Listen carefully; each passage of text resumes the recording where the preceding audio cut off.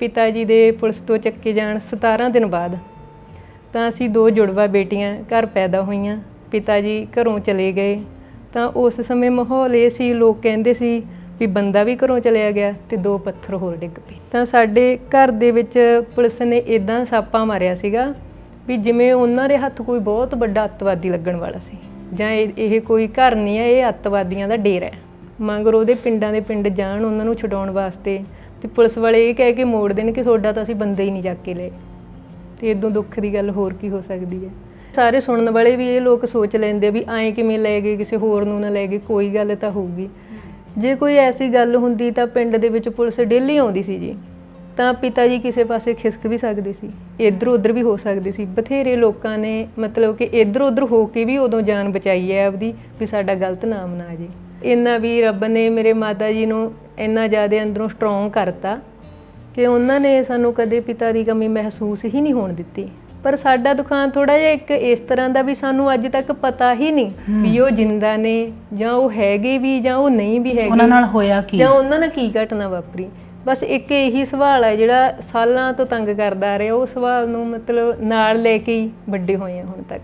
ਰੱਬ ਨੇ ਤਾਂ ਮੈਂ ਸੋਚਦੀ ਹਾਂ ਵੀ ਮੰਮਾ ਨੂੰ ਦੁਖੀ ਕੀਤਾ ਹੀ ਕੀਤਾ ਸੀ, ਤਾਂ ਸਮਾਜ ਨੇ ਵੀ ਉਹਨਾਂ ਨੂੰ ਦੁਖੀ ਕਰਨ 'ਚ ਕਦੇ ਕੋਈ ਕਸਰ ਨਹੀਂ ਛੱਡੀ।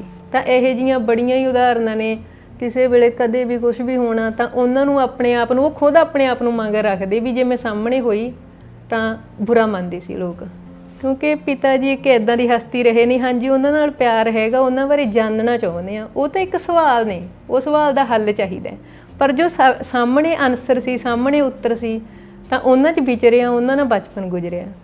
ਤਾਂ ਜਦੋਂ ਉਹ ਛੱਡ ਕੇ ਚਲੇ ਗਏ ਤਾਂ ਬੜਾ ਮਨ ਦੁਖੀ ਵੀ ਹੋਇਆ ਵੀ ਕੋਈ ਵੀ ਨਹੀਂ ਰਿਹਾ।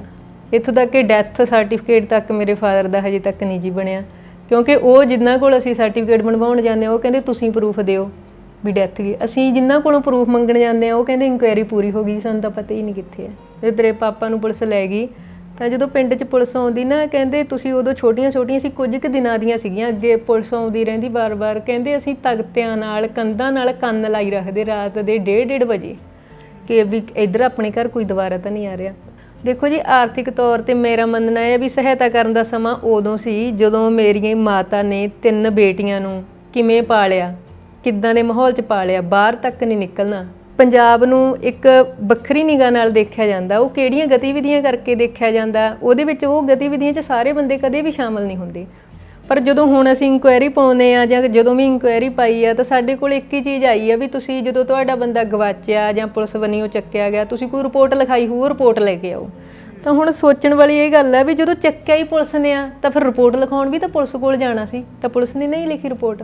ਜਦੋਂ ਪਿਤਾ ਜੀ ਨੂੰ ਨਾ ਪੁਲਿਸ ਲੈ ਕੇ ਗਈ ਜੀ, ਕੁਝ ਕੁ ਦਿਨਾਂ ਬਾਅਦ ਉਹਨੂੰ ਪੁਲਿਸ ਦੁਬਾਰੇ ਲੈ ਕੇ ਆਈ ਤਲਾਸ਼ੀ ਲੈਣ ਵਾਸਤੇ। ਪੁਲਿਸ ਆਈ ਤਾਂ ਉਹਨਾਂ ਨੇ ਪੇਟੀਆਂ ਖੋਲੀਆਂ, ਸਮਾਨ ਚੱਕ ਬਾਹਰ ਸੁੱਟਣਾ ਸ਼ੁਰੂ ਕਰਤਾ। ਕਹਿੰਦੇ ਮੰਮਾ ਮੈਂ ਉਹਨਾਂ ਨੂੰ ਬੋਲੇ ਵੀ ਭਾਈ ਇਹਦੇ ਕੋਲ ਕੁਛ ਨਹੀਂ ਹੈਗਾ, ਇਹ ਕਮਲਾ ਬੰਦਾ, ਤੁਸੀਂ ਕੁੱਟੀ ਜਾਂਦੇ ਹੋ, ਇਹ ਮੰਨੀ ਜਾਂਦਾ, ਖਨੀ ਕੀ ਮੰਨੀ ਜਾਂਦਾ। ਜੋ ਵੀ ਗਲਤ ਇਨਸਾਨੀਅਤ ਨਾਲ ਹੁੰਦਾ, ਠੀਕ ਹੈ, ਇੱਕ ਬੰਦੇ ਨੇ ਗਲਤੀ ਕਰੀ ਆ ਤਾਂ ਉਹ ਇੱਕ ਉਸ ਲਈ ਇੱਕ ਬੰਦਾ ਜ਼ਿੰਮੇਵਾਰ ਹੈ, ਉਹਦੇ ਲਈ ਪੂਰੀ ਕਮਿਊਨਿਟੀ ਕਦੇ ਵੀ ਜ਼ਿੰਮੇਵਾਰ ਨਹੀਂ ਹੁੰਦੀ।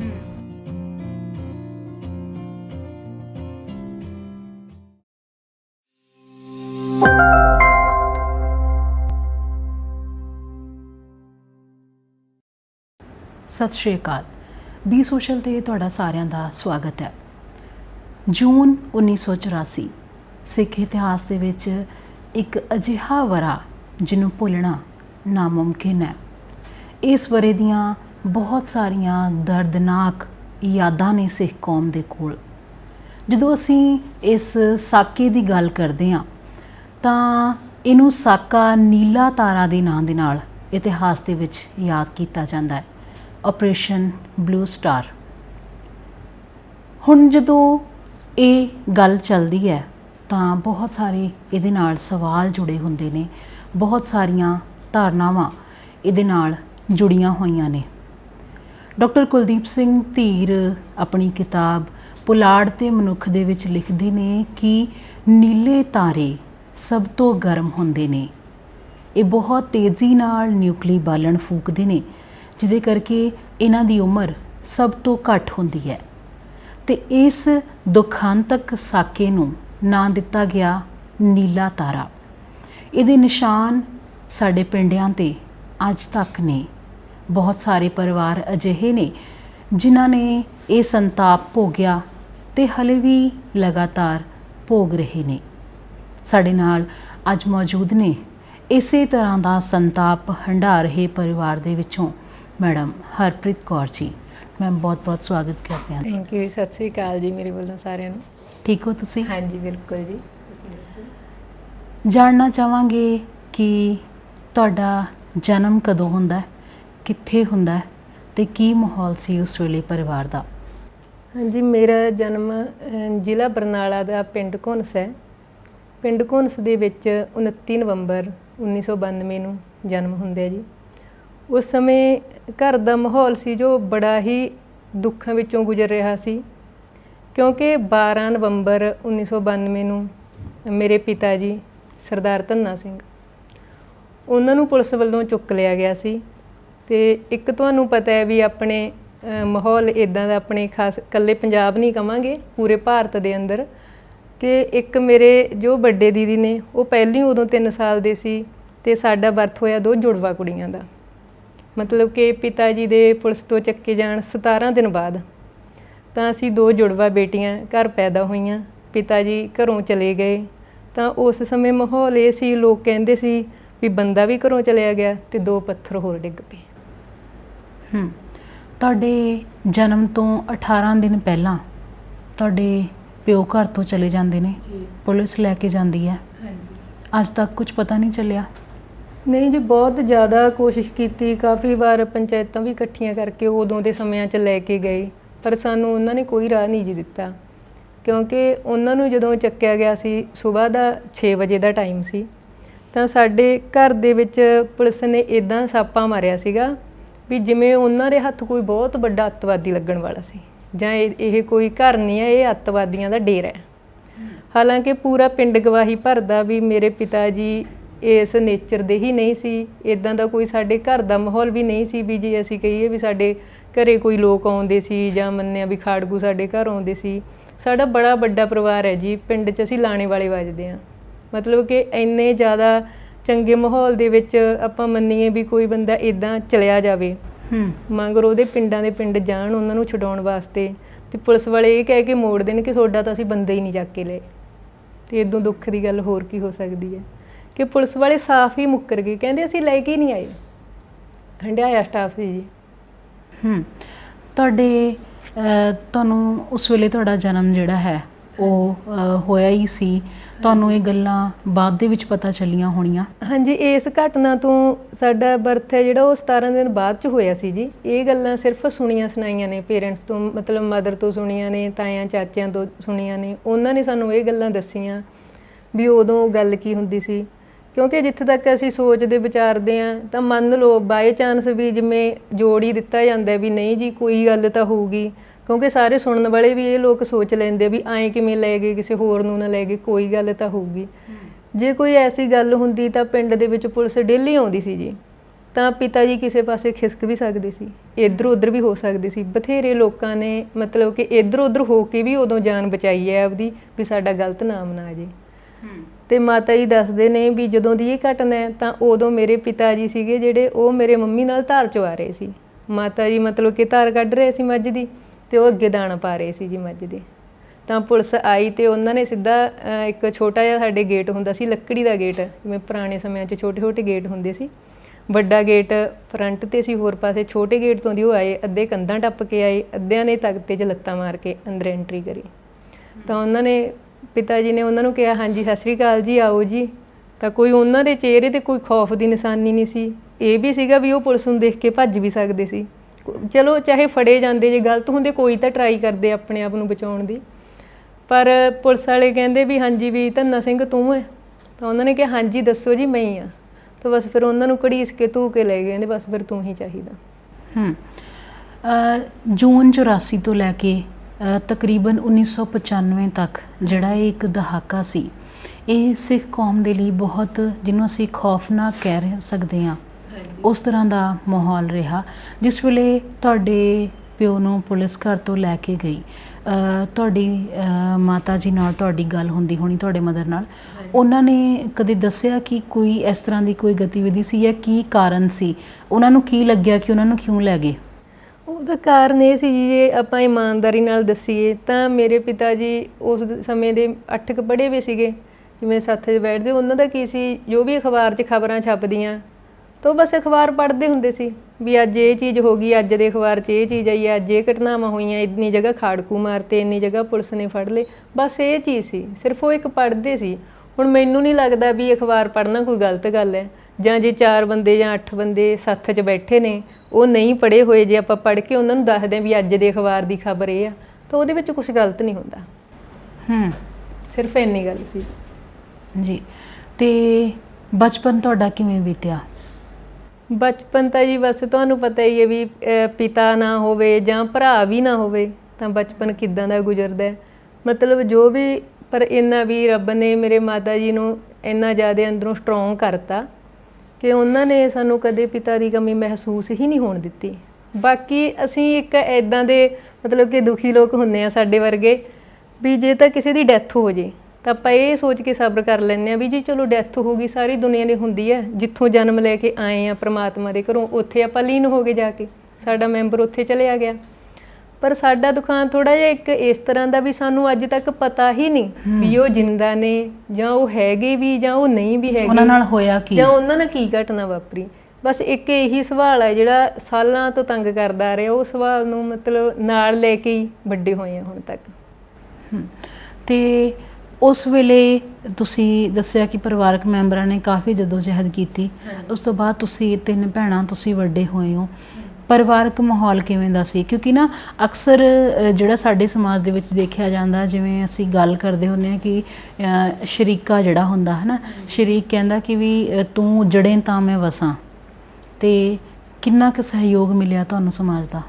ਸਮਾਜ ਦਾ ਸਹਿਯੋਗ ਦੇਖੋ ਜੀ, ਬਹੁਤ ਸਾਰੇ ਰਿਸ਼ਤੇਦਾਰ, ਇੱਥੋਂ ਤੱਕ ਕਿ ਮੇਰੇ ਨਾਨਕੇ ਜਾਂ ਹੋਰ ਵੀ ਜੋ ਰਿਸ਼ਤੇਦਾਰ, ਉਹ ਤਾਂ ਮਦਰ ਨੂੰ ਇਹ ਤਾਂ ਕਹਿ ਰਹੇ ਸੀ ਵੀ ਉਹਨਾਂ ਦਾ ਨਹੀਂ ਪਤਾ ਵੀ ਉਹ ਮੁੜਨਗੇ ਨਹੀਂ ਮੁੜਨਗੇ, ਮਾਰਤੇ ਜਾਂ ਜਿਉਂਦੇ ਨੇ, ਕੁਛ ਨਹੀਂ ਪਤਾ, ਵੀ ਤੁਸੀਂ ਆਪਣਾ ਜੀਵਨ ਇੱਥੇ ਖਰਾਬ ਨਾ ਕਰੋ, ਤੁਹਾਡੀ ਦੂਜੀ ਮੈਰਿਜ ਕਰ ਦਿੰਦੇ ਆ, ਵੀ ਤੁਸੀਂ ਚਲੇ ਜਾਓ ਇੱਥੋਂ, ਵੀ ਇੱਧਰ ਆ ਜਾਓ, ਸੈਕਿੰਡ ਮੈਰਿਜ ਕਰ ਦਾਂਗੇ।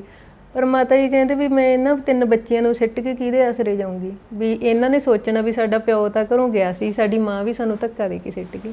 ਕੋਈ ਮਾਹੌਲ ਬਸ ਠੀਕ ਸੀਗਾ, ਜੋ ਤੁਹਾਨੂੰ ਪਤਾ ਹੀ ਹੈ ਵੀ ਆਪਣਾ ਹੁੰਦਾ। ਤਾਂ ਉਹਨਾਂ ਨੇ ਸਿਰਫ, ਰੱਬ ਨੇ ਤਾਂ ਮੈਂ ਸੋਚਦੀ ਹਾਂ ਵੀ ਮੰਮਾ ਨੂੰ ਦੁਖੀ ਕੀਤਾ ਹੀ ਕੀਤਾ ਸੀ, ਤਾਂ ਸਮਾਜ ਨੇ ਵੀ ਉਹਨਾਂ ਨੂੰ ਦੁਖੀ ਕਰਨ 'ਚ ਕਦੇ ਕੋਈ ਕਸਰ ਨਹੀਂ ਛੱਡੀ।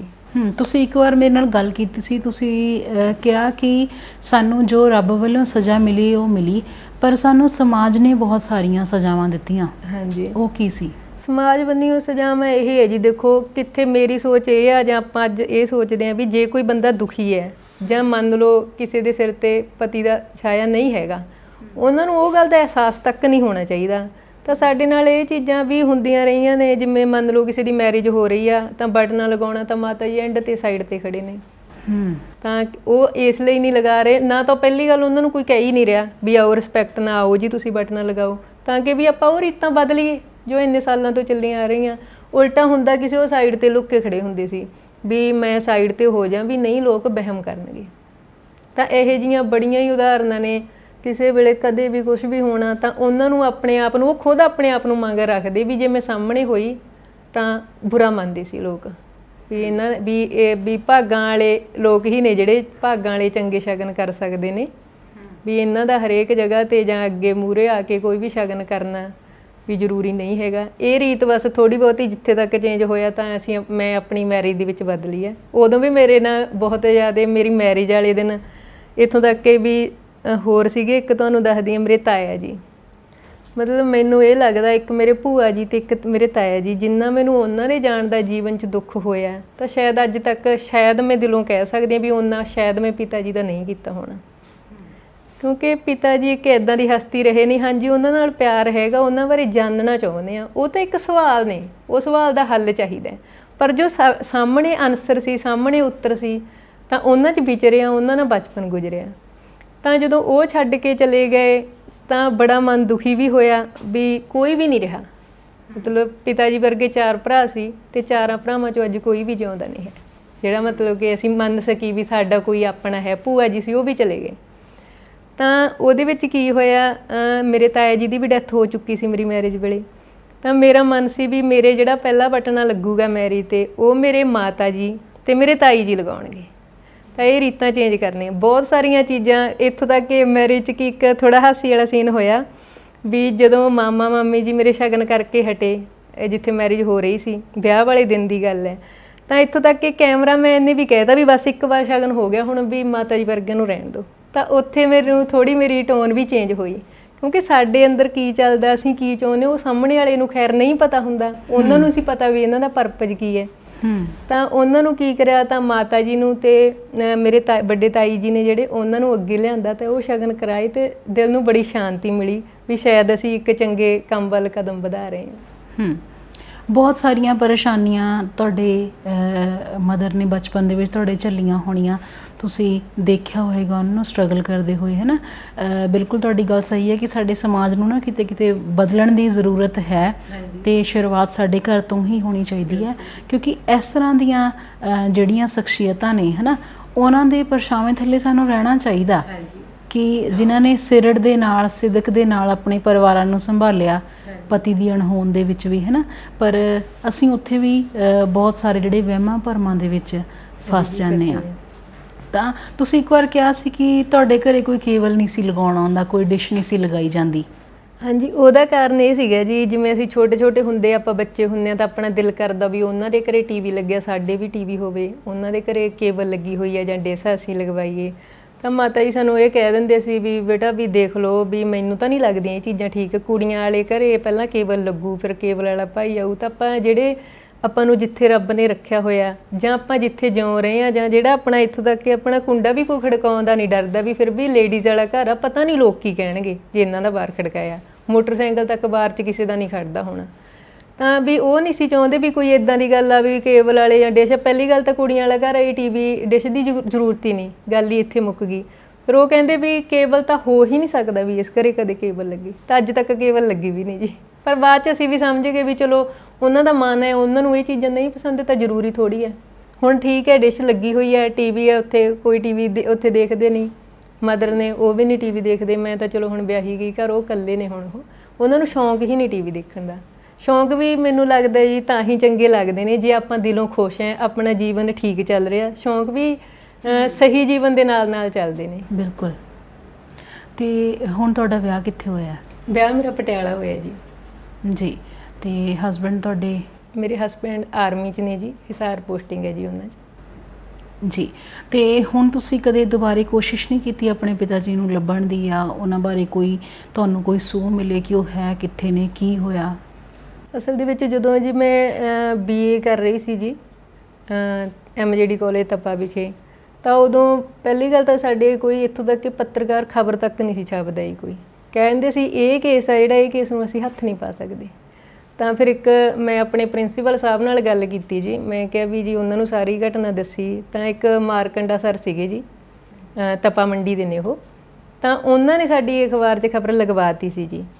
ਅਖਬਾਰ 'ਚ ਖਬਰ ਲੱਗੀ, ਫਿਰ ਮੀਡੀਆ ਵਾਲੇ ਵੀ ਸਾਡੇ ਘਰ ਆਏ, ਤਾਂ ਖਬਰ ਕਾਫੀ ਟਾਈਮ ਚੈਨਲ 'ਤੇ ਚੱਲੀ ਵੀ। ਫਿਰ ਸਾਡੇ ਕੋਲ ਜੀ ਬਰਨਾਲਾ ਤੋਂ, ਮਤਲਬ ਬਰਨਾਲਾ ਪੁਲਿਸ ਸਟੇਸ਼ਨ ਤੋਂ ਕਾਲ ਆ ਗਈ ਸੀ ਵੀ ਉਹਨਾਂ ਦੀ ਅਸੀਂ ਇਨਕੁਆਇਰੀ ਸ਼ੁਰੂ ਕਰ ਰਹੇ ਹਾਂ। ਤਾਂ ਬਸ ਵੀ ਫਿਰ ਬਾਰ-ਬਾਰ ਜਾਂਦੇ ਸੀ ਜੀ, ਬਸ ਹੋਣਾ ਕੀ ਸੀ, ਕੁਛ ਵੀ ਨਹੀਂ ਹੋਇਆ, ਬਸ ਇਹ ਕਹਿੰਦੇ ਸੀ ਇਨਕੁਆਇਰੀ ਸ਼ੁਰੂ ਕੀਤੀ ਹੋਈ ਆ।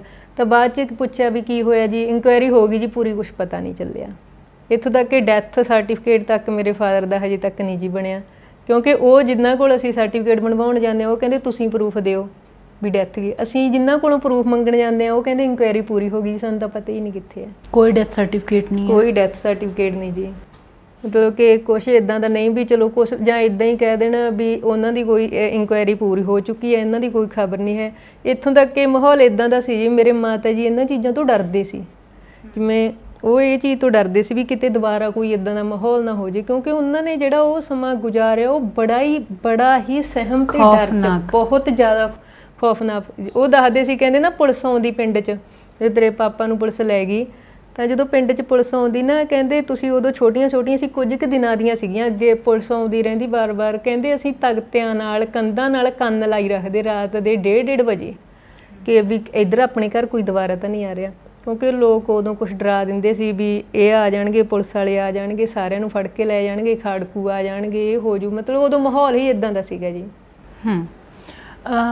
ਤੁਹਾਡੇ ਪਰਿਵਾਰ ਦੇ ਵਿੱਚੋਂ ਤੁਹਾਡੇ ਪਿਤਾ ਜੀ ਨੂੰ ਲੈ ਕੇ ਗਏ ਤਾਂ ਉਸ ਵੇਲੇ ਤੁਸੀਂ ਕਿਹਾ ਕਿ ਪੰਚਾਇਤਾਂ ਵੀ ਗਈਆਂ, ਉਸ ਵੇਲੇ ਕੀ ਕਿਹਾ ਉਹਨਾਂ ਨੇ ਕਿ ਕਿੱਥੇ ਨਹੀਂ ਹੋ ਜਾਂ ਕੀ ਕੀਤਾ ਉਹਨਾਂ ਹਾਂਜੀ, ਦਾ? ਜਦੋਂ ਉਹਨਾਂ ਨੂੰ ਪਹਿਲੀ ਵਾਰ ਲੈ ਕੇ ਗਏ ਜੀ, ਮੇਰੇ ਦਾਦਾ ਜੀ ਗਏ ਵੀ ਇਦਾਂ ਕਰਕੇ ਵੀ ਤੁਸੀਂ ਸਾਡੇ ਮੁੰਡੇ ਨੂੰ ਲੈ ਆਏ, ਵੀ ਉਹਦਾ ਕੋਈ ਕਸੂਰ ਨਹੀਂ ਹੈ, ਉਹ ਇਦਾਂ ਦਾ ਹੈ ਹੀ ਨਹੀਂ। ਉਮਰ ਮੇਰੇ ਪਿਤਾ ਜੀ ਮਸਾਂ 27-28 ਸਾਲ ਦੀ ਉਮਰ ਸੀ ਜੀ ਉਦੋਂ, ਜਦੋਂ ਉਹਨਾਂ ਨੂੰ ਲੈ ਕੇ ਗਏ ਨੇ। ਤਾਂ ਉਹ ਕਹਿੰਦੇ ਵੀ ਪੰਚਾਇਤ ਲਿਆਓ ਪਿੰਡ ਦੀ ਤੇ 20,000 ਰੁਪਈਆ ਲੈ ਕੇ ਆ ਜਿਓ। ਜਦੋਂ ਨੂੰ ਮਤਲਬ ਕਿ ਉਹ ਸਾਰੀ ਜਿਵੇਂ ਉਹਨਾਂ ਨੇ ਕਿਹਾ ਸੀ ਉਵੇਂ ਸਾਰਾ ਮਤਲਬ ਕਿ ਪ੍ਰਬੰਧ ਕਰਕੇ ਉੱਥੇ ਪਹੁੰਚੇ ਤਾਂ ਉਹ ਸਾਫ਼ ਮੁੱਕਰੇ ਹੀ, ਕਹਿੰਦੇ ਅਸੀਂ ਤਾਂ ਤੁਹਾਡਾ ਬੰਦਾ ਨਹੀਂ ਲੈ ਕੇ ਆਏ। ਫਿਰ ਕਦੇ ਕਹਿੰਦੇ ਨੇ ਅੰਮ੍ਰਿਤਸਰ ਭੇਜਤਾ, ਅੰਮ੍ਰਿਤਸਰ ਵਾਲਿਆਂ ਕੋਲ ਗਏ, ਉਹ ਕਹਿੰਦੇ ਦਿੱਲੀ ਭੇਜਤਾ, ਕੋਈ ਖਬਰ ਨਹੀਂ। ਬਸ ਉਹਨਾਂ ਨੇ ਮਤਲਬ ਕਿ ਇਦਾਂ ਚੱਕਰਾਂ 'ਚ ਪਾਈ ਰੱਖਿਆ ਜੀ, ਸਾਨੂੰ ਅੱਜ ਤੱਕ ਕੋਈ ਪਤਾ ਲੱਗੇ ਨਹੀਂ। ਬਸ ਥੱਕ ਹਾਰ ਕੇ ਬਹਿ ਗਏ ਜੀ। ਤੁਹਾਨੂੰ ਪਤਾ ਹੈ ਉਦੋਂ ਥਾਣੇ ਦਰਬਾਰੇ ਜਾਂਦੇ ਸੀ, ਇੱਥੋਂ ਤੱਕ ਕਿ ਕਈ ਵਾਰ ਦਾਦਾ ਜੀ ਨੂੰ ਵੀ ਕੁੱਟਣ ਪੈਂਦੇ ਸੀ ਪੁਲਿਸ ਵਾਲੇ, ਵੀ ਤੁਸੀਂ ਨਿੱਤ ਆ ਜਾਂਦੇ ਹੋ ਇੱਥੇ ਤੁਹਾਡਾ ਕੀ ਰੱਖਿਆ, ਇਦਾਂ ਬੋਲਦੇ ਸੀ ਜੀ। ਡਾਕਟਰ ਦਲੀਪ ਕੌਰ ਟਿਵਾਣਾ ਇੱਕ ਲੇਖ ਦੇ ਵਿੱਚ ਲਿਖਦੇ ਨੇ, ਉਹ ਕਹਿੰਦੇ ਕਿ ਉਹ ਦੌਰ ਹੀ ਇਸ ਤਰ੍ਹਾਂ ਦਾ ਸੀ ਕਿ ਜਿਉਂਦਾ ਸਿੱਖ ਲੱਖ ਦਾ ਤੇ ਮਰਿਆ 1.25 ਲੱਖ ਦਾ ਮੰਨਿਆ ਜਾਂਦਾ ਸੀ। ਬਿਲਕੁਲ ਜੀ। ਤੇ ਬਹੁਤ ਖੌਫਨਾਕ ਮੰਜ਼ਰ ਜਿਹੜਾ ਹੈ ਉਹ ਪੰਜਾਬ ਨੇ ਉਸ ਦੌਰ ਦੇ ਵਿੱਚ ਹੰਢਾਇਆ। ਤੇ ਕੀ ਉਸ ਵੇਲੇ ਜਾਂ ਹੁਣ ਤੱਕ ਕਿਸੇ ਨੇਤਾ ਨੇ, ਕਿਸੇ ਲੀਡਰ ਨੇ, ਕਿਸੇ ਸੰਸਥਾ ਨੇ ਜਾਂ ਕਿਸੇ NGO ਨੇ ਤੁਹਾਡੀ ਕਿਸੇ ਵੀ ਤਰ੍ਹਾਂ ਦੀ ਮਾਲੀ ਜਾਂ ਉਹਨਾਂ ਨੂੰ ਲੱਭਣ ਦੇ ਵਿੱਚ ਕਦੇ ਕੋਈ ਮਦਦ ਕੀਤੀ? ਦੇਖੋ ਜੀ, ਜਿਵੇਂ ਜਿਵੇਂ ਆਪਾਂ ਕਹਿੰਦੇ ਵੀ ਬੱਚੇ ਵੱਡੇ ਹੁੰਦੇ ਨੇ ਤਾਂ ਉਹਨਾਂ ਨੂੰ ਹੌਲੀ ਹੌਲੀ ਸਮਾਜ ਦੀ ਸਮਝ ਆਉਂਦੀ ਹੈ, ਘਰ ਦੀਆਂ ਸਾਰੀਆਂ ਗੱਲਾਂ ਦਾ, ਆਰਥਿਕ ਸਥਿਤੀ ਦਾ ਜਾਂ ਸਮਾਜਿਕ ਸਥਿਤੀ ਸਾਡੇ ਪ੍ਰਤੀ ਕੀ ਆ ਉਹਦਾ ਪਤਾ ਲੱਗਦਾ ਹੈ, ਤਾਂ ਆਪਾਂ ਟਰਾਈ ਕਰਦੇ ਹਾਂ। ਤਾਂ ਕਈ ਵਾਰ ਅਸੀਂ ਮਤਲਬ ਸਮੇਂ ਦੀਆਂ ਸਰਕਾਰਾਂ ਨੂੰ ਬਹੁਤ ਵਾਰ ਚਿੱਠੀਆਂ ਲਿਖੀਆਂ ਵੀ ਇਹ ਘਟਨਾ ਹੋਈ ਆ, ਸਾਡਾ ਬੰਦਾ ਸਾਨੂੰ ਪਤਾ ਨਹੀਂ ਲੱਗ ਰਿਹਾ, ਸਾਡੀ ਸਹਾਇਤਾ ਕੀਤੀ ਜਾਵੇ ਵੀ ਉਹ ਕਿੱਥੇ ਆ, ਕਿਵੇਂ ਆ। ਪਰ ਸਾਡੀ ਅੱਜ ਤੱਕ ਕੋਈ ਸਹਾਇਤਾ ਨਹੀਂ ਹੋਈ ਜੀ। ਇੱਕ NGO ਵੱਲੋਂ ਸੀ ਜੀ, ਸੈਜੜਾ ਤੋਂ ਸੀ, ਤਾਂ ਥੋੜ੍ਹੇ ਸਮੇਂ ਲਈ ਮਤਲਬ ਕੁਝ ਕੁ ਮੰਥਸ ਲਈ ਮਦਰ ਦੀ ਮਤਲਬ ਕਿ ਪੈਨਸ਼ਨ ਲੱਗੀ ਸੀ ਜੀ। ਜੋ ਸੱਚਾਈ ਹੈ ਉਹ ਸੱਚਾਈ ਹੈ, ਤਾਂ ਮਦਰ ਦੀ ਪੈਨਸ਼ਨ ਲੱਗੀ ਸੀ। ਤਾਂ ਇਹ ਤੋਂ ਬਾਅਦ ਬਸ ਉਹ ਵੀ ਬੰਦ ਹੋ ਗਿਆ ਜੀ। ਪਰ ਜੋ ਸਾਡਾ ਆਪਸੀ ਰਿਹਾ ਵੀ ਉਹ ਮੇਰਾ ਮੰਨਣਾ ਇਹ ਆ ਪਰਸਨਲ, ਹੋਰ ਤਾਂ ਚਲੋ ਅਲੱਗ-ਅਲੱਗ ਚੀਜ਼ਾਂ ਹੁੰਦੀਆਂ ਵੀ ਆਪਾਂ ਕਹੀਏ ਵੀ ਸਰਕਾਰ ਸਾਡੀ ਸਹਾਇਤਾ ਕਰਦੀ ਜਾਂ ਸਰਕਾਰ ਸਾਨੂੰ ਆਰਥਿਕ ਤੌਰ 'ਤੇ ਸਾਡੀ ਸਹਾਇਤਾ ਕਰਦੀ। ਦੇਖੋ ਜੀ, ਆਰਥਿਕ ਤੌਰ 'ਤੇ ਮੇਰਾ ਮੰਨਣਾ ਹੈ ਵੀ ਸਹਾਇਤਾ ਕਰਨ ਦਾ ਸਮਾਂ ਉਦੋਂ ਸੀ ਜਦੋਂ ਮੇਰੀ ਮਾਤਾ ਨੇ 3 ਬੇਟੀਆਂ ਨੂੰ ਕਿਵੇਂ ਪਾਲਿਆ, ਕਿੱਦਾਂ ਦੇ ਮਾਹੌਲ 'ਚ ਪਾਲਿਆ, ਬਾਹਰ ਤੱਕ ਨਹੀਂ ਨਿਕਲਣਾ, ਘਰ ਤੋਂ ਬਾਹਰ ਤੱਕ ਵੀ ਬੜਾ ਮਤਲਬ ਉਹ ਆਪ ਹੀ ਇਦਾਂ ਦੇ ਨੇਚਰ ਦੇ ਬਣ ਗਏ, ਆਪਣੇ ਆਪ ਨੂੰ ਬਚਾਉਂਦੇ ਵੀ ਲੋਕ ਕੀ ਕਹਿਣਗੇ। ਉਦੋਂ ਸਮਾਂ ਸੀ ਵੀ ਜਦੋਂ ਸਾਡੀ ਸਟੱਡੀ 'ਚ ਹੈਲਪ ਹੋ ਸਕਦੀ ਸੀ, ਠੀਕ ਹੈ, ਜਾਂ ਅਸੀਂ ਹੋਰ ਵਧੀਆ ਸਟੱਡੀ ਕਰਕੇ ਹੋਰ ਚੰਗੇ ਤਰੀਕੇ ਨਾਲ ਅੱਗੇ ਵੱਧ ਸਕਦੇ, ਉਦੋਂ ਜ਼ਰੂਰਤ ਸੀ। ਪਰ ਜੇ ਅੱਜ ਦੇ ਸਮੇਂ 'ਚ ਅਸੀਂ ਕਹੀਏ ਸਾਨੂੰ ਜੇ ਜ਼ਰੂਰਤ ਜੇ ਕੋਈ ਮੰਨੇ ਵੀ ਕੀ ਹੋ ਸਕਦੀ ਆ, ਬਸ ਸਾਨੂੰ ਉਹ ਸਵਾਲਾਂ ਦੇ ਜਵਾਬ ਚਾਹੀਦੇ ਆ ਵੀ ਉਹ ਕਿੱਥੇ ਨੇ, ਉਹਨਾਂ ਨਾਲ ਕੀ ਹੋਇਆ। ਇਹ ਤੋਂ ਵੱਧ ਸਾਡੀ ਕੋਈ ਮੰਗ ਹੀ ਨਹੀਂ। ਜੀਵਨ ਲੰਘ ਗਿਆ, ਮਾਤਾ ਜੀ 50 ਤੋਂ ਉੱਪਰ ਹੋ ਚੁੱਕੇ ਨੇ, ਮੇਰੀ ਉਮਰ 29 ਸਾਲ ਹੈ, ਵੱਡੇ ਸਿਸਟਰ ਨੇ ਉਹ 32 ਸਾਲ ਦੇ ਨੇ, ਸਾਰੇ ਆਪਣੇ ਜੀਵਨ ਦੇ ਵਿੱਚ ਖੁਸ਼ ਨੇ, ਠੀਕ ਚੱਲ ਰਿਹਾ।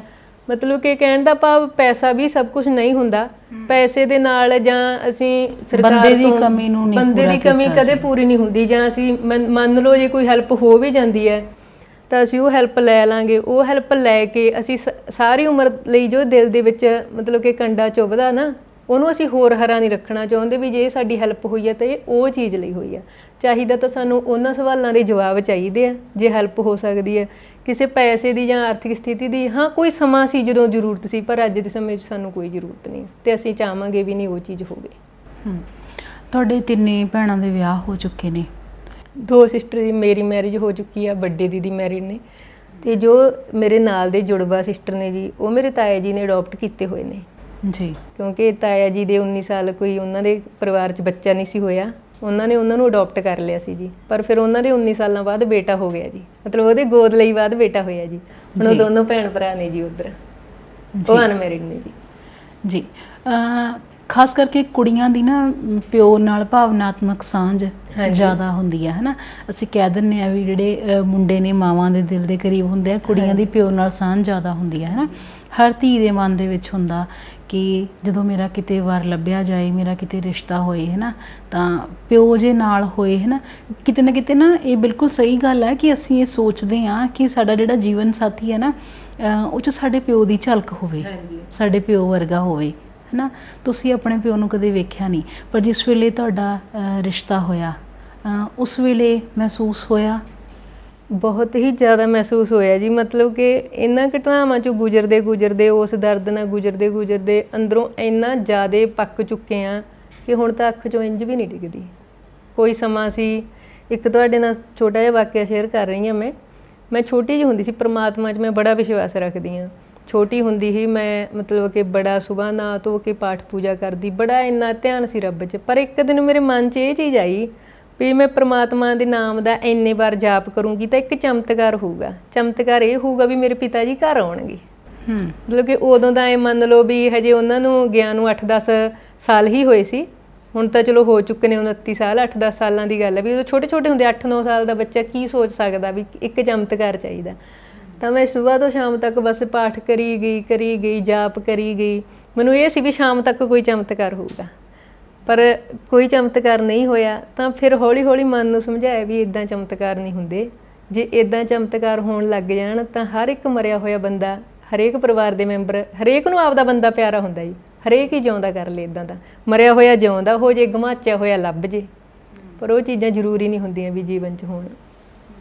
ਪਰ ਜਦੋਂ ਕਿਸੇ ਪਰਿਵਾਰ ਦੇ ਵਿੱਚੋਂ ਕੋਈ ਗੁਜ਼ਰ ਜਾਂਦਾ ਹੈ ਨਾ, ਉਹ ਇੱਕ ਵੱਖਰੀ ਗੱਲ ਹੁੰਦੀ ਹੈ, ਅਸੀਂ ਕਿਤੇ ਨਾ ਕਿਤੇ ਸਬਰ ਕਰ ਲੈਂਦੇ ਹਾਂ, ਹੈ ਨਾ। ਪਰ ਕਿਸੇ ਦਾ ਕੋਈ ਹੈ ਕਿ ਨਹੀਂ ਹੈ, ਜਾਂ ਜੇ ਹੈ ਤਾਂ ਕਿੱਥੇ ਹੈ, ਜਾਂ ਨਹੀਂ ਹੈ ਤਾਂ ਉਹਦੇ ਨਾਲ ਕੀ ਹੋਇਆ, ਹੈ ਨਾ। ਇਹ ਬਿਲਕੁਲ ਤੁਹਾਡੀ ਗੱਲ ਸਹੀ ਹੈ ਕਿ ਇਹ ਸਵਾਲ ਤਾਂ ਸਾਨੂੰ ਬਹੁਤ ਪਰੇਸ਼ਾਨ ਕਰਦੇ ਨੇ। ਅਤੇ ਜਿਵੇਂ ਤੁਸੀਂ ਵੱਡੇ ਹੋਏ, ਪੜ੍ਹਾਈਆਂ ਦਾ ਖਰਚਾ ਕਿਵੇਂ ਹੋਇਆ ਪ੍ਰਬੰਧ ਇਹ ਸਾਰਾ? ਪੜ੍ਹਾਈ ਦਾ ਦੇਖੋ ਜੀ, ਖਰਚਾ ਇਹ ਸੀਗਾ ਵੀ ਮੈਂ BA ਤੱਕ, ਜਦੋਂ ਮੈਂ 10th ਪਾਸ ਕਰੀ, ਇਹ ਤੋਂ ਬਾਅਦ +1 ਤੋਂ ਮੈਂ MGD ਕਾਲਜ 'ਚ ਦਾਖਲਾ ਲਿਆ ਜੀ। ਤਾਂ ਉੱਥੇ ਮੈਂ +2 ਤੱਕ ਸਟੱਡੀ ਕਰੀ। +2 ਦੇ ਨਾਲ ਮੈਂ ਟਿਊਸ਼ਨ ਸ਼ੁਰੂ ਕਰਤੀ ਸੀ ਜੀ। +2 ਨਾਲ ਟਿਊਸ਼ਨ ਸ਼ੁਰੂ ਕੀਤੀ ਤਾਂ ਮੈਂ BA ਕੀਤੀ। ਤਾਂ B.Ed ਦਾ ਖਰਚਾ ਸੀ ਜਿਹੜਾ ਤੁਹਾਨੂੰ ਪਤਾ ਵੀ ਸਭ ਤੋਂ ਵੱਡਾ ਖਰਚਾ, ਮਤਲਬ ਕਿ ਸਾਡੇ ਅਕੋਰਡਿੰਗ ਸਭ ਤੋਂ ਵੱਡਾ ਖਰਚਾ B.Ed ਸੀ ਜੀ। ਤਾਂ B.Ed ਮਾਤਾ ਜੀ ਨੇ ਬੜਾ ਹੀ ਮਤਲਬ ਕਿ ਕਰਜ਼ਾ ਕੁਰਜ਼ਾ ਚੁੱਕ ਕੇ B.Ed ਕਰਵਾਈ, ਪਰ ਮੈਂ ਆਪਣੀ ਟਿਊਸ਼ਨ ਸੀ ਜਿਹੜੀ ਨਾਲ ਨਾਲ ਜਾਰੀ ਰੱਖੀ। B.Ed ਹੋਣ ਤੋਂ ਬਾਅਦ ਇੱਦਾਂ ਮੰਨ ਲਓ ਵੀ ਮੇਰੀ ਟਿਊਸ਼ਨ ਇੰਨੀ ਵਧੀਆ ਚੱਲਣ ਲੱਗ ਗਈ ਸੀ ਵੀ ਘਰ ਨਹੀਂ ਸੀ, ਇੱਕ ਸਕੂਲ ਜਾਪਦਾ ਸੀ ਜੀ। ਸੁਬਾਹ ਸ਼ਾਮ ਟਾਈਮਿੰਗ ਬੈਚ, ਮਤਲਬ ਕਿ ਇਦੋਂ ਬਾਅਦ B.Ed ਤੋਂ ਬਾਅਦ ਮੈਂ MA ਹਿੰਦੀ ਕੀਤੀ ਜੀ, ਪੰਜਾਬੀ ਯੂਨੀਵਰਸਿਟੀ ਪਟਿਆਲਾ ਤੋਂ CC ਥਰੂ। ਤੋਂ MA ਇੰਗਲਿਸ਼ ਕੀਤੀ। ਇਹ ਤੋਂ ਬਾਅਦ ਮਤਲਬ ਇਹ ਤੋਂ ਬਾਅਦ ਮੈਂ ਇਹੋ ਜਿਹੇ ਟਰੈਕ 'ਤੇ ਆਈ ਵੀ ਮੈਂ ਜਿੰਨੀ ਵੀ ਸਟੱਡੀ ਅੱਜ ਤੱਕ ਕੀਤੀ ਹੈ B.Ed ਤੋਂ ਬਾਅਦ, ਜਿੰਨੀ ਸਟੱਡੀ ਕੀਤੀ ਹੈ, ਤਾਂ ਮੈਂ ਘਰੋਂ ਕੋਈ ਖਰਚਾ ਨਹੀਂ ਕਰਵਾਇਆ ਜੀ। ਕਿਉਂਕਿ ਮੈਂ ਇੰਨਾ ਸਮਕਸ਼ ਹੋ ਗਈ ਸੀ, ਇੰਨਾ ਸਮਰੱਥ ਹੋ ਗਈ ਸੀ ਵੀ ਮੈਂ ਆਪਦਾ ਖਰਚਾ, ਇਹ ਛੋਟਾ ਮੋਟਾ ਖਰਚਾ ਜਿਹੜਾ ਆਪ ਚੁੱਕ ਸਕਾਂ। ਅਤੇ ਨਾਲ ਹੀ ਜੀ ਮੈਂ ਮਤਲਬ ਹਿੰਦੀ ਦੀ MA ਤੋਂ ਬਾਅਦ ਤੁਰੰਤ ਨਾਲ ਹੀ ਮੈਂ ਸਕੂਲ ਜੁਆਇਨ ਕਰ ਲਿਆ ਸੀ, ਸਰਵਿਤਕਾਰੀ ਵਿੱਦਿਆ ਮੰਦਿਰ ਤਪਾ ਜੀ। ਹਾਂਜੀ, ਉੱਥੇ ਮੈਂ ਪੜ੍ਹਾਉਣਾ ਸ਼ੁਰੂ ਕਰਤਾ ਸੀ ਜੀ। ਇਹ ਤੋਂ ਬਾਅਦ ਫਿਰ ਰਾਮਪੁਰਾ ਫੂਲ ਸਕੂਲ ਹੈ ਜੀ, ਸਰਵਿਤਕਾਰੀ ਸਕੂਲ ਹੈ ਉਹ ਵੀ। ਇਹ ਤੋਂ ਬਾਅਦ ਮੈਂ ਫਿਰ ਲਗਭਗ ਸਾਲ ਤੋਂ ਉੱਪਰ ਸਮਾਂ ਉੱਥੇ ਲਗਾਇਆ ਜੀ। ਤਾਂ ਇੱਦਾਂ ਫਿਰ ਜੀਵਨ ਠੀਕ ਚੱਲਦਾ ਰਿਹਾ ਜੀ, ਸਟੱਡੀ ਵੀ ਨਾਲ ਨਾਲ ਹੁੰਦੀ ਰਹੀ, ਅੱਗੇ ਵੱਧਦੇ ਵੀ ਗਏ, ਸਿੱਖਦੇ ਵੀ ਗਏ। ਹੁਣ ਤੁਹਾਡੇ ਮਦਰ ਇਕੱਲੇ ਨੇ ਘਰ ਦੇ ਵਿੱਚ? ਹਾਂਜੀ, ਤੁਹਾਡੀ ਮੰਮੀ ਹੈ ਨਾ। ਤਾਂ ਹੁਣ ਖਰਚਾ ਕੌਣ ਕਰ ਰਿਹਾ ਉਹਨਾਂ ਦਾ, ਜਾਂ ਦੇਖਭਾਲ ਕੌਣ ਕਰ ਰਿਹਾ ਫਿਰ? ਨਹੀਂ, ਉਹ ਖਰਚੇ ਹੀ ਦੇਖੋ, ਜ਼ਮੀਨ ਜਾਇਦਾਦ ਹੈ ਥੋੜ੍ਹੀ ਬਹੁਤ, ਉਹਦੇ ਸਿਰ 'ਤੇ ਮਤਲਬ ਕਿ ਉਹਨਾਂ ਦਾ ਗੁਜ਼ਾਰਾ, ਉਹ ਇਕੱਲੇ ਹੈਗੇ ਨੇ, ਠੀਕ ਚੱਲ ਰਿਹਾ ਹੈਗਾ। ਤਾਂ ਬਾਕੀ ਇੱਕ ਇੱਦਾਂ ਵੀ ਜਿਹੜੇ ਸਾਡੇ ਘਰ ਨੇ ਉਹ ਨਾਲ ਨਾਲ ਨੇ ਜੀ। ਮੇਰੇ ਤਾਇਆ ਜੀ ਦਾ ਘਰ, ਮਤਲਬ ਜਿੰਨੇ ਵੀ ਮੇਰੇ ਤਾਇਆ ਜੀ ਵਰਗੇ ਨੇ, ਸਾਡੀਆਂ ਆਪਸ 'ਚ ਕੰਧਾਂ ਸਾਂਝੀਆਂ ਨੇ ਜੀ, ਕੋਠੇ ਮਿਲਦੇ ਆ। ਮਤਲਬ ਇੱਕ ਪਾਸਿਓਂ ਕੋਠੇ 'ਤੇ ਚੜ੍ਹ ਕੇ ਅਸੀਂ ਦੂਜੇ ਪਾਸੇ ਦੂਜੇ ਘਰੇ ਉਤਰ ਜਾਂਦੇ ਹਾਂ ਜੀ। ਤਾਂ ਇੱਦਾਂ ਵੀ ਨਹੀਂ ਆ ਵੀ ਮਾਤਾ ਜੀ, ਪਰ ਹਾਂ ਉਹ ਫੀਲ ਕਰਦੇ ਨੇ ਜੀ ਹੁਣ ਅੰਦਰੋਂ ਵੀ ਮੈਂ ਬਿਲਕੁਲ ਇਕੱਲੀ ਰਹਿ ਗਈ। ਕਿਉਂਕਿ ਉਮਰ ਦਾ ਇੱਕ ਪੜਾਅ ਹੁੰਦਾ ਨਾ, ਜਵਾਨੀ ਵੇਲੇ ਕਹਿੰਦੇ ਨਾ ਕਿ ਅਸੀਂ ਬੱਚੇ ਪਾਲਣ ਦੇ ਵਿੱਚ ਜਾਂ ਹੋਰ ਰੁਝੇਵਿਆਂ ਦੇ ਵਿੱਚ ਜੀਵਨ ਲੰਘ ਜਾਂਦਾ ਹੈ ਨਾ, ਪਰ ਕਈ ਵਾਰ ਬੁਢਾਪੇ ਦੇ ਵਿੱਚ ਆ ਕੇ ਜਦੋਂ ਅਸੀਂ ਸਾਰੀਆਂ ਜ਼ਿੰਮੇਵਾਰੀਆਂ ਤੋਂ ਸੁਰਖਰੂ ਹੋ ਜਾਂਦੇ ਹਾਂ, ਹਾਂਜੀ, ਤਾਂ ਉਹ ਉਮਰ ਕੱਟਣੀ ਜ਼ਿਆਦਾ ਔਖੀ ਲੱਗਦੀ ਹੈ। ਬਿਲਕੁਲ ਜੀ। ਹੁਣ ਦੇਖੋ ਇਹ ਚੀਜ਼ ਹੋਈ ਸੀ ਜਦੋਂ ਦਾ ਮੇਰੇ ਵੱਡੇ ਦੀਦੀ ਵਿਆਹੇ ਸੀ ਜੀ, ਉਦੋਂ ਤਾਂ ਮੈਂ ਹੈਗੀ ਸੀ, ਮੈਂ ਬਚੀ ਹੋਈ ਸੀ, ਠੀਕ ਹੈ ਜੀ। ਉਦੋਂ ਅਸੀਂ ਮਾਤਾ ਜੀ ਤੇ ਮੈਂ, ਅਸੀਂ 2 ਮੈਂਬਰ ਘਰੇ ਹੈਗੇ ਸੀ ਜੀ। ਪਰ ਜਦੋਂ ਮੇਰੀ ਮੈਰਿਜ ਹੋਈ ਜੀ, ਉਹ ਇੱਕਦਮ ਇਕੱਲੇ ਪੈ ਗਏ। ਤਾਂ ਇਦੋਂ ਬਾਅਦ ਤਾਂ ਉਹ ਇੱਦਾਂ ਦੇ ਬਿਮਾਰ ਰਹਿਣ ਲੱਗੇ ਨੇ, ਹੁਣ ਉਹ ਪੂਰੀ ਤਰ੍ਹਾਂ ਠੀਕ ਵੀ ਨਹੀਂ ਰਹਿੰਦੇ। ਪਹਿਲਾਂ ਉਹਨਾਂ ਨੂੰ ਕਦੇ ਕੁਛ ਨਹੀਂ ਸੀ ਹੋਇਆ, ਪਹਿਲਾਂ ਬਿਲਕੁਲ ਤੰਦਰੁਸਤ ਰਹਿੰਦੇ ਸੀ। ਉਦੋਂ ਤੋਂ ਜਦੋਂ ਮੇਰੀ ਮੈਰਿਜ ਤੋਂ ਬਾਅਦ ਹੁਣ ਉਹ ਕਾਫੀ ਬਿਮਾਰ ਰਹਿਣ ਲੱਗ ਗਏ। ਬਸ ਉਹਨਾਂ ਨੇ ਗੱਲ ਦਿਲ 'ਤੇ ਲਾ ਗਈ ਵੀ ਮੇਰਾ ਤਾਂ ਸਭ ਕੁਝ ਹੀ ਚਲਾ ਗਿਆ, ਮੈਂ ਤਾਂ ਬਿਲਕੁਲ ਇਕੱਲੀ ਪੈ ਗਈ। ਹਰਪ੍ਰੀਤ, ਇੰਨੇ ਵਰੇ ਬੀਤ ਗਏ ਨੇ, ਇਹਨਾਂ ਵਰਿਆਂ ਦੇ ਵਿੱਚ ਕਦੇ ਤੁਹਾਨੂੰ ਕੋਈ ਅਜਿਹਾ ਪਰਿਵਾਰ, ਕਿਉਂਕਿ ਉਸ ਵੇਲੇ ਬਹੁਤ ਸਾਰੇ ਪਰਿਵਾਰਾਂ ਦੇ ਜਿਹੜੇ ਪੁੱਤ ਗਏ ਕਦੇ ਮੁੜ ਕੇ ਨਹੀਂ ਆਏ, ਕਦੇ ਕਿਸੇ ਅਜਿਹੇ ਪਰਿਵਾਰ ਦੇ ਨਾਲ ਗੱਲਬਾਤ ਹੋਈ ਜਾਂ ਕਦੇ ਕਿਸੇ ਨੇ ਤੁਹਾਡੇ ਨਾਲ ਕਿਹਾ ਕਿ ਸਾਡਾ ਵੀ ਕੋਈ ਪਰਿਵਾਰਕ ਮੈਂਬਰ ਨਹੀਂ ਲੱਭ ਰਿਹਾ, ਮਿਲ ਕੇ ਤੁਸੀਂ ਕੋਈ ਕੋਸ਼ਿਸ਼ ਕੀਤੀ ਹੋਵੇ?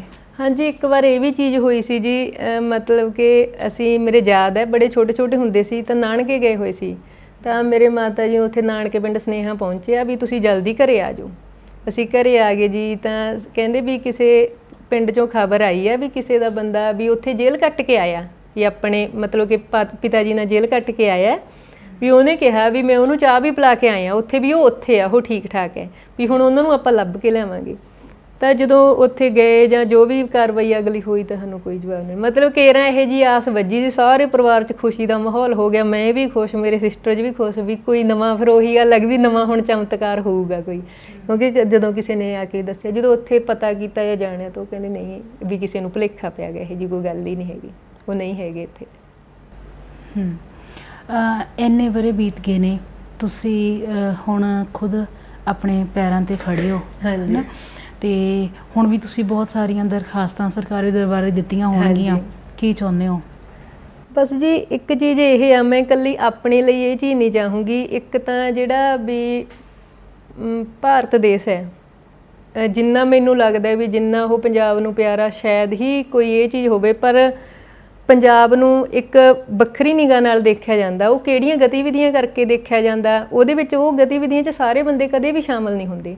ਪਰ ਜੇ ਮੰਨਿਆ ਕੋਈ ਬਾਗੀ ਹੁੰਦਾ ਹੈ ਆਪਦੇ ਹੱਕਾਂ ਖਾਤਰ, ਮੈਂ ਉਹਨੂੰ ਗਲਤ ਵੀ ਨਹੀਂ ਮੰਨਦੀ। ਮੈਂ ਆਪ ਬਗਾਵਤੀ ਸੋਚ ਦੀ ਬਣ ਚੁੱਕੀ ਹਾਂ, ਕਿਉਂਕਿ ਜਿੱਦਾਂ ਦੇ ਆਪਾਂ ਮਾਹੌਲ 'ਚ ਪਲੇ ਹਾਂ, ਜਿਹੜਾ ਦਰਦ ਆਪਾਂ ਸਿਹਾ, ਆਪਣਾ ਨੇਚਰ ਕੁਦਰਤੀ ਆ ਬਗਾਵਤੀ ਹੋਣਾ, ਠੀਕ ਹੈ।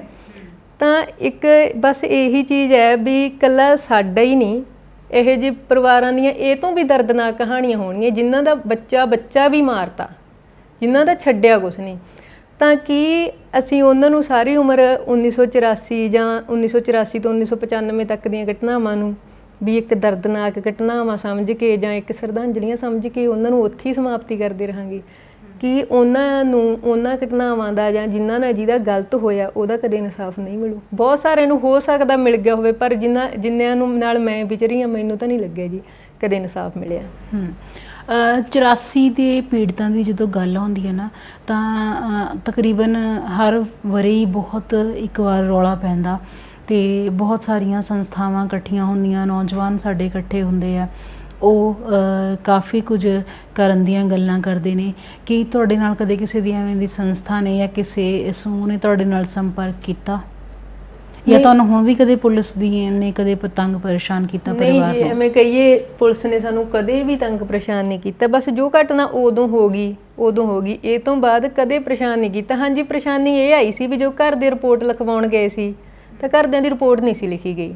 ਪਰ ਜਦੋਂ ਹੁਣ ਅਸੀਂ ਇਨਕੁਆਇਰੀ ਪਾਉਂਦੇ ਆ ਜਾਂ ਜਦੋਂ ਵੀ ਇਨਕੁਆਇਰੀ ਪਾਈ ਆ, ਤਾਂ ਸਾਡੇ ਕੋਲ ਇੱਕ ਹੀ ਚੀਜ਼ ਆਈ ਆ ਵੀ ਤੁਸੀਂ ਜਦੋਂ ਤੁਹਾਡਾ ਬੰਦਾ ਗਵਾਚਿਆ ਜਾਂ ਪੁਲਿਸ ਵੱਲੋਂ ਚੱਕਿਆ ਗਿਆ, ਤੁਸੀਂ ਕੋਈ ਰਿਪੋਰਟ ਲਿਖਾਈ ਹੋਊ, ਰਿਪੋਰਟ ਲੈ ਕੇ ਆਓ। ਤਾਂ ਹੁਣ ਸੋਚਣ ਵਾਲੀ ਇਹ ਗੱਲ ਹੈ ਵੀ ਜਦੋਂ ਚੱਕਿਆ ਹੀ ਪੁਲਿਸ ਨੇ ਆ, ਤਾਂ ਫਿਰ ਰਿਪੋਰਟ ਲਿਖਾਉਣ ਵੀ ਤਾਂ ਪੁਲਿਸ ਕੋਲ ਜਾਣਾ ਸੀ, ਤਾਂ ਪੁਲਿਸ ਨੇ ਨਹੀਂ ਲਿਖੀ ਰਿਪੋਰਟ। ਹੁਣ ਉਹ ਰਿਪੋਰਟ ਹੁਣ ਅਸੀਂ ਕਿੱਥੋਂ ਲੈ ਕੇ ਆਈਏ? ਤੇ ਇਸ ਮਸਲੇ ਨੂੰ ਲੈ ਕੇ ਤੁਹਾਡੀ ਕਿਸੇ ਸੰਸਥਾ ਨੇ ਮਦਦ ਕੀਤੀ ਹੈ? ਨਹੀਂ ਜੀ, ਦੇਖੋ ਸੰਸਥਾ ਤੋਂ ਕਿਸੇ ਵੱਲੋਂ ਕੋਈ ਵੀ ਸਾਨੂੰ ਮਦਦ ਨਹੀਂ ਮਿਲੀ ਹੈਗੀ। ਗੱਲ ਇਹ ਆ ਵੀ ਹੁਣ ਪੁਲਿਸ ਦਾ ਕੰਮ ਹੈ ਜੀ ਇਹ। ਬੰਦਾ ਗਾਇਬ ਜਦੋਂ ਪੁਲਿਸ ਕਰ ਸਕਦੀ ਹੈ ਤਾਂ ਲੱਭਣਾ ਦਾ ਪੁਲਿਸ ਲਈ 10 ਮਿੰਟਾਂ ਦੀ ਖੇਡ ਆ। ਅੱਜ ਕੱਲ੍ਹ ਆਪਾਂ ਇਹ ਸੋਚਦੇ ਹਾਂ ਵੀ ਆਪਣੀ ਪੰਜਾਬ ਪੁਲਿਸ ਹੈ ਜਿਹੜੀ ਪੋਜ਼ਿਟਿਵ ਵੇ 'ਚ ਦੇਖੀਏ ਤਾਂ ਇੰਨੀ ਜ਼ਿਆਦਾ ਵਧੀਆ ਤਰੀਕੇ ਨਾਲ ਕੰਮ ਕਰਦੀ ਆ ਵੀ ਇਹ 2 ਘੰਟਿਆਂ 'ਚ ਨਸ਼ੇ ਵਾਲੇ ਬੰਦੇ ਫੜ ਲੈਣ, ਇੰਨੇ ਵਧੀਆ। ਪਰ ਜੇ ਕਰਨਾ ਹੋਵੇ ਤਾਂ ਇੱਕ ਵਾਕਿਆ ਇਹ ਵੀ ਹੈ ਇਹਦੇ ਨਾਲ ਵੀ ਜਦੋਂ ਪਿਤਾ ਜੀ ਨੂੰ ਨਾ ਪੁਲਿਸ ਲੈ ਕੇ ਗਈ ਜੀ, ਕੁਝ ਕੁ ਦਿਨਾਂ ਬਾਅਦ ਉਹਨੂੰ ਪੁਲਿਸ ਦੁਬਾਰੇ ਲੈ ਕੇ ਆਈ ਕਰ ਤਲਾਸ਼ੀ ਲੈਣ ਵਾਸਤੇ। ਇੱਕ ਵਾਰ ਤੁਹਾਡੇ ਪਿਤਾ ਜੀ ਨੂੰ ਘਰ ਵਾਪਸ ਲਿਆਂਦਾ? ਇੱਕ ਵਾਰ ਵਾਪਸ ਲੈ ਕੇ ਆਏ ਸੀ, ਸਿਰਫ ਇੱਕ ਵਾਰ ਜੀ। ਉਦੋਂ ਸਾਡਾ ਵਰਥ ਮਤਲਬ ਹੋਣ ਵਾਲਾ ਸੀ, ਹਜੇ ਹੋਇਆ ਨਹੀਂ ਸੀ, ਥੋੜੇ ਦਿਨਾਂ ਬਾਅਦ ਦੀ ਗੱਲ ਹੈ। ਤਾਂ ਮਾਤਾ ਜੀ ਦੱਸਦੇ ਹੁੰਦੇ ਨੇ ਤਾਂ ਵੀ ਪੁਲਿਸ ਆਈ ਤਾਂ ਉਹਨਾਂ ਨੇ ਪੇਟੀਆਂ ਖੋਲੀਆਂ, ਸਮਾਨ ਚੱਕ ਬਾਹਰ ਸੁੱਟਣਾ ਸ਼ੁਰੂ ਕਰਤਾ। ਕਹਿੰਦੇ ਮੰਮਾ ਉਹਨਾਂ ਨੂੰ ਬੋਲੇ ਵੀ ਭਾਈ ਇਹਦੇ ਕੋਲ ਕੁਛ ਨਹੀਂ ਹੈਗਾ, ਇਹ ਕਮਲਾ ਬੰਦਾ, ਤੁਸੀਂ ਕੁੱਟੀ ਜਾਂਦੇ ਹੋ, ਇਹ ਮੰਨੀ ਜਾਂਦਾ, ਖਨੀ ਕੀ ਮੰਨੀ ਜਾਂਦਾ, ਤੁਸੀਂ ਕੁੱਟਮਾਰ ਕਰ ਰਹੇ ਹੋ, ਡਰਦਾ ਹਾਂ ਕਹੀ ਜਾਂਦਾ ਵੀ ਜਿਹੜੀ ਗੱਲ ਇਹ ਤੁਹਾਨੂੰ ਕਹਿ ਕੇ ਲਿਆਇਆ ਘਰੇ ਆਉਣ ਦਾ ਮਾਰਾ, ਤੁਸੀਂ ਇਹ ਤੋਂ ਪੁੱਛ ਲਓ ਵੀ ਕੱਢ ਲਓ ਇੱਥੋਂ। ਤਾਂ ਫਿਰ ਇੱਕ ਪੁਲਿਸ ਵਾਲੇ ਨੇ ਕਿਹਾ ਸੀ ਵੀ ਭਾਈ ਸਾਨੂੰ ਪਤਾ ਹੈਗਾ ਵੀ ਇਹਦਾ ਕੋਈ ਕਸੂਰ ਨਹੀਂ, ਇਹ ਬੰਦਾ ਹੀ ਨਹੀਂ ਇੱਦਾਂ ਦਾ, ਵੀ ਸਾਨੂੰ ਦੇਖਣ ਨੂੰ ਹੀ ਲੱਗੀ ਜਾਂਦਾ, ਪਰ ਕੀ ਕਰੀਏ, ਅਸੀਂ ਹੁਕਮ ਦੇ ਗੋਲੇ ਹਾਂ, ਸਾਨੂੰ ਉੱਪਰੋਂ ਆਰਡਰ ਨੇ। ਫਿਰ ਦੂਜੀ ਗੱਲ ਉਹਨਾਂ ਨੇ ਐਂ ਕਹੀ ਸੀ ਵੀ ਇਹ ਇੱਥੇ ਉੱਥੇ ਪਾਲੇ ਨਾ ਮਰ ਜੂ, ਇਹਦੇ ਲਈ ਇੱਕ ਬਿਸਤਰਾ ਰੱਖ ਦਿਓ ਗੱਡੀ 'ਚ। ਬਸ ਉਦੋਂ ਬਿਸਤਰਾ ਨਾਲ ਲੈ ਗਏ, ਤਲਾਸ਼ੀ ਲੈਣ ਆਏ, ਸਮਾਨ ਖਿਲਾਰ ਕੇ ਸਿੱਟ ਗਏ। ਮਿਲਣਾ ਕੀ ਸੀ, ਕੁਛ ਵੀ ਨਹੀਂ ਮਿਲਿਆ ਤਲਾਸ਼ੀ 'ਚ, ਬਸ ਵਾਪਸ ਲੈ ਗਏ। ਇਹ ਤੋਂ ਬਾਅਦ ਮੁੜ ਕੇ ਨਹੀਂ ਜੀ ਉਹਨਾਂ ਨੇ ਸਾਨੂੰ ਦਿਖਾਇਆ, ਨਾ ਉਹ ਲੈ ਕੇ ਆਏ ਜਾਂ ਜਿੰਨੇ ਵਾਰ ਅਸੀਂ ਗਏ ਉਹਨਾਂ ਨੇ ਨਹੀਂ ਦਿਖਾਇਆ ਜੀ। ਫਿਰ ਤਾਂ ਮਤਲਬ ਸਾਹਮਣੇ ਤੱਕ ਨਹੀਂ ਕੀਤਾ ਜੀ ਉਹਨਾਂ ਨੇ। ਜਦੋਂ ਉਹਨਾਂ ਨੂੰ ਘਰ ਵਾਪਸ ਲੈ ਕੇ ਆਏ, ਇੱਕ ਵਾਰ ਤੁਸੀਂ ਦੱਸਿਆ ਕਿ ਲੈ ਕੇ ਆਏ, ਉਦੋਂ ਕੀ ਦੱਸਦੇ ਨੇ ਪਰਿਵਾਰਕ ਮੈਂਬਰ? ਕਿਵੇਂ ਸੀ ਉਹ? ਮਤਲਬ ਉਹਨਾਂ ਨਾਲ ਕੁੱਟਮਾਰ ਕੀਤੀ ਹੋਈ ਸੀ ਜਾਂ ਉਹਨਾਂ ਨਾਲ? ਹਾਂਜੀ, ਉਹਨਾਂ ਨਾਲ ਕੁੱਟਮਾਰ ਕੀਤੀ ਹੋਈ ਸੀ ਜੀ। ਮਤਲਬ ਕੁੱਟਮਾਰ ਇੰਨਾ ਜ਼ਿਆਦਾ, ਮਤਲਬ ਪੁਲਿਸ ਵੱਲੋਂ ਉਦੋਂ ਦੇ ਸਮੇਂ ਚਲੋ ਅਗਲੇ ਨੂੰ ਟੌਰਚਰ ਕੀਤਾ ਜਾਂਦਾ ਸੀ ਵੀ ਜੇ ਕਿਸੇ ਨੇ ਨਹੀਂ ਗਲਤੀ ਕੀਤੀ ਹੁੰਦੀ ਨਾ, ਕਈ ਵਾਰ ਉਹ ਵੈਸੇ ਹੀ ਕਹਿ ਜਾਂਦਾ ਵੀ ਹਾਂ ਮੈਂ ਕਰੀ ਆ, ਕਿਉਂ ਸਿੱਤਰਾਂ ਨੂੰ ਡਰਦਾ। ਮਤਲਬ ਕੁੱਟਦੇ ਹੀ ਇੰਨੇ ਬੁਰੇ ਤਰੀਕੇ ਨਾਲ ਸੀ ਉਹ। ਤਾਂ ਉਹਨਾਂ ਨੂੰ ਕਈ ਚੀਜ਼ਾਂ ਉਹਨਾਂ ਨੇ ਕਹੀਆਂ ਵੀ ਤੇਰੇ ਕੋਲ ਪਿਸਤੌਲ ਹੈ, ਤੇਰੇ ਕੋਲ ਆ, ਤਾਂ ਉਹਨਾਂ ਨੇ ਕਹਿ ਤਾ ਹੋਣਾ ਵੀ ਹਾਂ ਹੈਗਾ। ਉਹ ਕਿੱਥੇ ਆ ਪੇਟੀ 'ਚ? ਪੇਟੀ ਖੋਲੀ, ਕੁਛ ਵੀ ਨਹੀਂ, ਮਤਲਬ ਕੁਛ ਵੀ ਨਹੀਂ ਨਿਕਲਿਆ ਹੈਗਾ ਕਦੇ ਇੱਦਾਂ ਦਾ। ਪਿੰਡ 'ਚ ਵੀ ਅਸੀਂ ਵਿਚਰਦੇ ਹਾਂ ਜਾਂ ਲੋਕਾਂ ਤੋਂ ਸੁਣਦੇ ਹਾਂ ਤਾਂ ਉਹ ਇਹ ਐਗਜ਼ਾਮਪਲ ਪਿਤਾ ਜੀ ਲਈ ਚੱਲ ਰਹੀ ਆ ਵੀ ਉਹ ਇੱਦਾਂ ਦਾ ਬੰਦਾ ਸੀ ਵੀ ਕਿਸੇ ਨੂੰ ਮਾਰਨਾ ਜਾਂ ਕਿਸੇ ਨਾਲ ਝਗੜਾ ਕਰਨਾ ਦੂਰ, ਉਹ ਕੁੱਤੇ ਦੇ ਸੋਟੀ ਤੱਕ ਨਹੀਂ ਸੀ ਮਾਰਨ ਵਾਲੇ। ਇੱਦਾਂ ਦੇ ਮਤਲਬ ਵੱਡੀ ਗੱਲ ਉਦੋਂ, ਮਤਲਬ ਜਿਹੜਾ ਗ੍ਰਹਿ ਮੰਨ ਲਓ, ਜਿਹੜਾ ਆਪਾਂ ਗ੍ਰਹਿ ਚੱਲਦਾ ਕਹਿੰਦੇ ਆ, ਗ੍ਰਹਿ ਉਦੋਂ ਚੱਲ ਰਿਹਾ ਸੀ ਸਿੱਖਾਂ ਤੇ ਪਿਤਾ ਜੀ ਦਾ ਅੰਮ੍ਰਿਤ ਛਕਿਆ ਹੋਇਆ ਸੀ ਜੀ, ਦਾੜੀ ਕੇਸ ਰੱਖੇ ਹੋਏ ਸੀ। ਤਾਂ ਇਹੋ ਜਿਹੀਆਂ ਘਟਨਾਵਾਂ ਉਹਨਾਂ ਨਾਲ ਜੁੜਨਾ ਤਾਂ ਇੱਕ ਸੁਭਾਵਿਕ ਗੱਲ ਸੀ ਜੀ। ਜਦੋਂ ਪੁਲਿਸ ਵਾਲੇ ਇੱਕ ਮੁੱਛ-ਬੁੱਟ ਗੱਭਰੂਆਂ ਨੂੰ ਜਾਂ ਕਿਸੇ ਵੀ ਬੰਦੇ ਨੂੰ ਪੱਗ ਦੇਖ ਕੇ ਹੀ ਇਹ ਅੰਦਾਜ਼ਾ ਲਾ ਲੈਂਦੇ ਸੀ ਵੀ ਇਹ ਇੱਦਾਂ ਦਾ ਹੋਊਗਾ। ਮਤਲਬ ਉਹ ਜਿਹੜੀ ਪੱਗ ਸਿਰ ਦਾ ਤਾਜ ਹੈ, ਉਸ ਪੱਗ ਨੂੰ ਜਦੋਂ ਸਿਰਫ ਅੱਤਵਾਦੀ ਨਿਗਾਹ ਨਾਲ ਦੇਖਣਾ ਸ਼ੁਰੂ ਕੀਤਾ ਜਾਵੇ ਤਾਂ ਉਸ ਪੰਜਾਬ ਦਾ ਮਾਹੌਲ ਕੀ ਹੋਊ, ਤੁਸੀਂ ਭਲੀ ਭਾਂਤ ਜਾਣੋ ਜੀ। ਬਹੁਤ ਕੁਝ ਉਸ ਸਮੇਂ ਦੇ ਦੌਰਾਨ ਵਾਪਰਿਆ ਹੈ ਨਾ। ਜਿਸ ਤਰ੍ਹਾਂ ਦਾ ਪਰਿਵਾਰਕ ਮਾਹੌਲ ਸੀ, ਬਿਲਕੁਲ ਅਸੀਂ ਬਿਲਕੁਲ ਇਹ ਸਮਝਣ ਵਾਲੀ ਹੀ ਗੱਲ ਹੈ ਕਿ ਕੀ ਬੀਤਿਆ ਹੋਏਗਾ ਤੁਹਾਡੇ ਤੇ ਉਹ ਦਰਦ ਤੁਹਾਡੇ ਅੰਦਰ ਇਕੱਠਾ ਹੁੰਦਾ ਗਿਆ। ਤੁਸੀਂ ਕਵਿਤਾਵਾਂ ਲਿਖਦੇ ਹੋ, ਬਹੁਤ ਸੋਹਣੀਆਂ ਲਿਖਦੇ ਹੋ। ਆਪਣੀ ਕੋਈ ਨਜ਼ਮ ਸਾਡੇ ਨਾਲ ਜ਼ਰੂਰ ਸਾਂਝੀ ਕਰੋ। ਹਾਂਜੀ, ਇਹ ਕਵਿਤਾ ਮੈਂ 2018 'ਚ ਲਿਖੀ ਸੀ ਜੀ, ਪਿਤਾ ਜੀ ਲਈ ਲਿਖੀ ਸੀਗੀ। ਤੈਨੂੰ ਤੁਰਗਿਆਂ 'ਚੋਂ ਨਹੀਂ, ਤੈਨੂੰ ਦਿਸਦਿਆਂ 'ਚੋਂ ਭਾਲਦੀਆਂ। ਤੈਨੂੰ ਤੁਰਗਿਆਂ 'ਚੋਂ ਨਹੀਂ, ਤੈਨੂੰ ਦਿਸਦਿਆਂ 'ਚੋਂ ਭਾਲਦੀਆਂ। ਤੇਰਾ ਪਿੱਛਾ ਕਰਦੀ ਸੋਚ ਨੂੰ ਮੈਂ ਰਤਾ ਵੀ ਨਾ ਟਾਲਦੀਆਂ। ਉਹ ਦੁਨੀਆ ਜੱਗ ਤੋਂ ਬੜੀ ਪਰੇ, ਉਹ ਦੁਨੀਆ ਜੱਗ ਤੋਂ ਬੜੀ ਪਰੇ, ਤੈਨੂੰ ਜਿੱਥੇ ਸੋਚ ਵਿਚਾਰਦੀਆਂ। ਪਰ ਸੁਪਨੇ ਸੰਗ ਸੱਚਾਈ ਦੇ ਮੈਂ ਹਰ ਵੇਰੀ ਹੀ ਹਾਰਦੀ ਹਾਂ। ਪਰ ਸੁਪਨੇ ਸੰਗ ਸੱਚਾਈ ਦੇ ਮੈਂ ਹਰ ਵੇਰੀ ਹੀ ਹਾਰਦੀ ਹਾਂ।